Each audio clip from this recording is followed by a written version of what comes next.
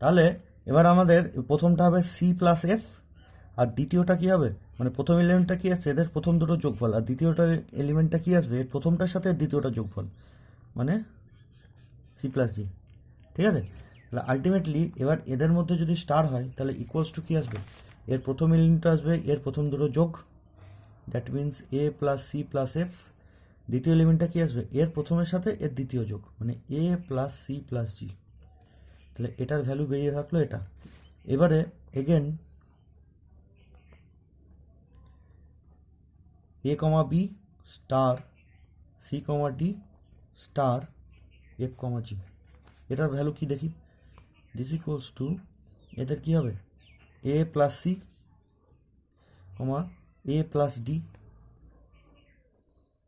Star f comma জি। এবার এদের মধ্যে যদি কম্পোজ করি এটার সাথে এটা, সেটা হয়ে যাবে প্রথমে, সিমিলারলি এটার সাথে এটা। তাহলে দেখো এটার ভ্যালু যা আসছে এটার ভ্যালুও তাই আসছে। ঠিক আছে, তাহলে আমি এটা 1 নম্বর দিলাম, এটা 2 নম্বর দিলাম। তাহলে 1 আর 2 থেকে আমি বলে দিতে পারি যে Z cross Z is associative under star, সেটা লিখে দিই। So Z cross Z is associative under star. Clear? তাহলে ক্লোজারও হলো, মানে ক্লোজও হলো, আবার অ্যাসোসিয়েটিভও হলো।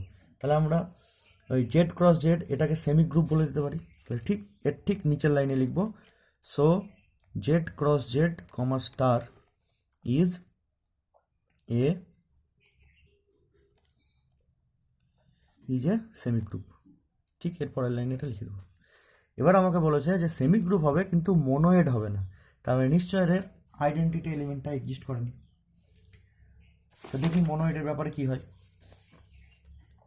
সেকেন্ড পার্টটা দেখি, সেকেন্ড পার্টটা কী হয়। তাহলে আমি ধরে নিই যে if possible let E1, E2 is an identity element, দিয়ে দেখবো যে আইডেন্টিটি এলিমেন্ট আমার এক্সিস্ট হচ্ছে না। If possible let E1, E2 is the identity element of Z cross Z, star. Then for any AB belongs to Z cross Z, we have A comma B star E1, E2 is equals to E1, E2 star A comma B is equals to A comma B। তাই লিখবো যে এলিমেন্টের সাথে identity is equals two আইডেন্টিটির সাথে element is equals two এলিমেন্টই পাবো। দিয়ে আমার কাজ হচ্ছে এবার E1, E2 ভ্যালুটা বার করা। তাহলে আমি প্রথমে এটা ইজ ইকুয়ালস টু এটা করবো, E1, E2 ভ্যালু পাবো। সিমিলারলি এটা ইকুয়ালস টু এটা করবো, মানে এইটা ইজ ইকুয়ালস টু এটা করবো। দিয়ে দেখবো যে দুটো থেকেই E1, E2 ভ্যালু সেম আসছে কিনা। যদি সেম আসে আইডেন্টিটি হবে, যদি সেম না আসে বা কোনো একটাই আনডিফাইন্ড হয়ে যায় তাহলে আইডেন্টিটি এলিমেন্ট নেই। নাও A comma B star E1, E2 is equals to A comma B, this imply এটা মানে কত হবে A plus E1, দ্বিতীয়টা কি হবে A plus E2 is equals to A comma B। Compare করে যদি করি এটা ইকুয়ালস টু A, তাহলে দেন A plus E1 is equals to A, this imply E1 equals to 0 and A plus E1 is equals to B। Compare যদি করি A plus E1 equals to B, this imply E2 is equals to B minus A। তাহলে দেখো যে E1টা constant আসলো কিন্তু E2টা variable হয়ে গেছে। তার মানে আমি যেরকম সংখ্যা নেব সেরকম সংখ্যার উপরে ডিপেন্ড করে E2র ভ্যালু আসবে। তাহলে আলটিমেটলি E1, E2টাকে আমার ইউনিক হলো, ইউনিক তো হলো না, A B এর বিভিন্ন ভ্যালুর জন্য E2র ভ্যালু চেঞ্জ হয়ে যাচ্ছে। তাহলে এই পরেরটা এইটা ইজ ইকুয়ালস টু এটা আমার চেক করারই দরকার নেই, কারণ ওটা যদি ইউনিক ভ্যালু আসেও কিন্তু রাইট আইডেন্টিটিটা তো ইউনিক আসলো না। তাহলে আলটিমেটলি আমাদের আইডেন্টিটি কিন্তু ইউনিক নয়, therefore identity does not exist. ঠিক এরপরে লিখবো so value of E2 is not unique, value of E is not unique and hence u1 e2 cannot be an identity element. তাহলে আইডেন্টিটি এলিমেন্ট নেই, সেই জন্য আমার জেড ক্রস জেড এটা মনোয়েড হতে পারলো না। So Z cross Z comma star is not a monoid. Clear? আচ্ছা, সিমিলারলি আমাদের 5 নম্বর অঙ্ক যেটা আছে, যে Z cross Z comma star is a commutative monoid, সেটা দেখাতে বলেছে। যেখানে স্টারটা ডিফাইন করা আছে a comma b star c comma d, মানে প্রথম দুটোর গুণ, আর দ্বিতীয়টাই হচ্ছে এদের দ্বিতীয় দুটোর গুণ। আগে যেটা যোগ ছিল এখন সেটা গুণ হয়ে গেছে। এটা কমিউটেটিভ মনোয়েড দেখাতে বলেছে। ঠিক আছে, তা দেখি সেটা কীভাবে দেখানো যায় 5 অঙ্কটা।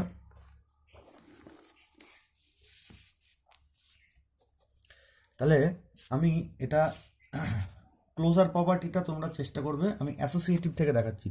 ক্লোজার প্রপার্টি যেটা সেটা তোমরা নিজেরা করবে, আমি অ্যাসোসিয়েটিভ প্রপার্টি থেকে দেখাচ্ছি, বি থেকে। যে অ্যাসোসিয়েটিভ 3টে লাগবে, যে let a comma b c comma d f comma g belongs to Z cross Z. তাহলে now a comma b star c comma d star f comma g, this is equals to, এই দুটোকে যদি আমি আগে star apply করি, তাহলে এখানটা star মানে কিন্তু কম্পোনেন্ট ওয়াইজ গুণ। তার মানে প্রথমটা হবে সি ইন্টু এফ, তারপরটা হবে d into g. This is equals to, আবার কম্পোনেন্ট ওয়াইজ এদের মধ্যে যদি ইয়ে করি, তাহলে প্রথমটা হবে এ ইন্টু সি এফ, আর দ্বিতীয়টা হবে বি ইন্টু ডিজি। সিমিলারলি এবার উল্টোটা করি, a comma b star c comma d star f comma g. This is equals to, এই দুটো কম্পোজ করলে a c comma b d star f comma g. আবার যদি কম্পোনেন্ট ওয়াইজ গুণ করি, তাহলে এসি এফ প্রথমটা হবে, দ্বিতীয়টা হবে বিডিজি। দুটো দেখো সেম চলে এসছে, তাহলে এখানটা 1 দেবো 2 দেবো, দুটো সমান হয়ে গেল। তাহলে so Z cross Z is associative under star হয়ে গেল। এবার আমাকে মনোয়েড বলেছে, মানে আইডেন্টিটিটাও বার করতে হবে। তাহলে একই রকম লেখা, if possible let u1 e2 is the identity element of z cross z comma star। তাহলে then for any ab belongs to z cross z,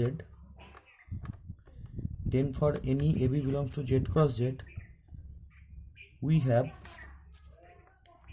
a comma b star u1 e2 is equals to u1 e2 star a comma b is equals to a comma b। আমরা তাই লিখে দেবো।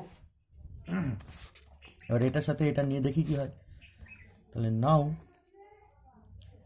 ab star u1 e2 is equals to ab, this imply এটাকে compose করলে কি হবে, component wise গুণ। তার মানে a e1 b e2 is equals to ab.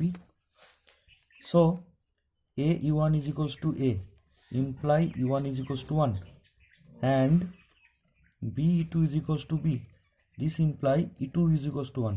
তাহলে e1 এর ভ্যালু 1, e2 এর ভ্যালু 1, দুটোই কনস্ট্যান্ট। আবার এইটার সাথে যদি এটা করি, again u1 e2 star ab is equals to, যদি ab করি সেম প্রসিডিওরে u1 ইজ ইকুয়ালস টু 1 আসবে, e2 ইজ ইকুয়ালস টু 1 আসবে, বাই সেম মেথড। এটা তোমরা করবে, ঠিক আছে, আমি লিখে দিচ্ছি, কিন্তু তোমরা সেম মেথড করবে, দেখবে u1 e2 1 1ই আসছে। তার মানে এখানটাও আইডেন্টিটি 1,1 হলো, এখানেও 1,1 হলো। তাহলে দুটোরই সেম, লেফট আইডেন্টিটি যা রাইট আইডেন্টিটিও তা, তাহলে এখানটাই 1,1 is the identity. Is the identity. তাহলে আইডেন্টিটি এলিমেন্ট পেয়ে গেছি।